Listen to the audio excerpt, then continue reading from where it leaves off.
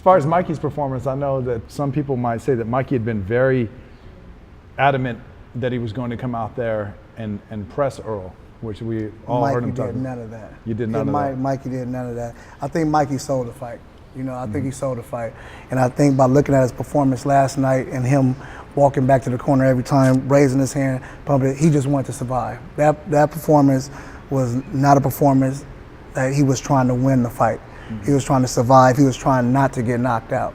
You know, all of us, when he's raising the hand, we're all wondering why he's raising the hand. I kept on thinking they had something cooked up in the round kitchen. 3, I thought, okay, so up to round 3, I was like, he's following his game plan. Because in the first several rounds, he was blocking everything really well, right? And he looked like he was strategizing. But about round 5, when I saw him still doing the fist pump, I was kind of laughing with my friends. I was like, he was just I love his confidence. I love his confidence. I love Mikey Garcia also, but I love his confidence. But what is he seeing that we're not? Because I don't know why that's a fist pump.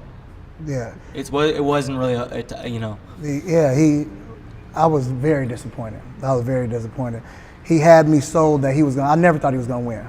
I thought he was gonna get, but he had me sold that he was gonna try to box. I mean, he was gonna try to win. I didn't see none of that. You know, my opinion is not gonna be popular, but I don't give him no credit. I don't give him no credit for stepping in the ring because he didn't try to fight. He didn't try to fight. I give Kyle Brook credit. Yeah. You know, Kyle Brook went out there and tried to win. His orbital bone was broken as a receipt of taking the fight to Earl. Trying to win. And I was talking about the Triple G fight. When he went up in weight. When he went up in weight. So what you're saying right now is you're not giving Mikey Garcia the credit that the rest of the boxing world is for going up in weight. Because he didn't. It's a win-win fight for him too. At the end of the day, if he gets beat by Mikey Garcia, or I'm sorry, if he gets beat by Earl, which he did, we said, well, it was because of the size, because he's so much bigger.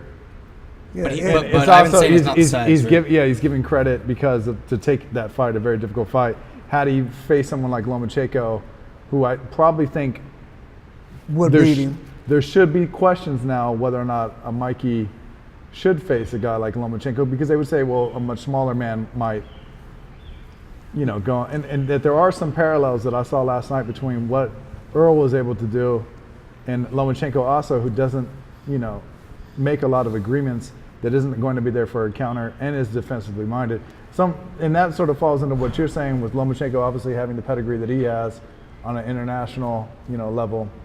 What would a possible matchup like that look for you? Well, before I get to that, I would just say this: that it really you got to be fair, and Ivan hit on it. He talked about Earl not using the size, but in a sense he did, because Michael could never get close. When Earl threw a jab against Lomachenko, if Earl throws it, if Lomachenko throws a jab, Mikey won't be that far away from him. Right. But when Earl threw a jab, it was almost like he was against Wilt Chamberlain. Yeah. He never got close enough to him. Even when he started when he initiated his attack. If you go back and look at the video, look at when he tried to catch him with a punch.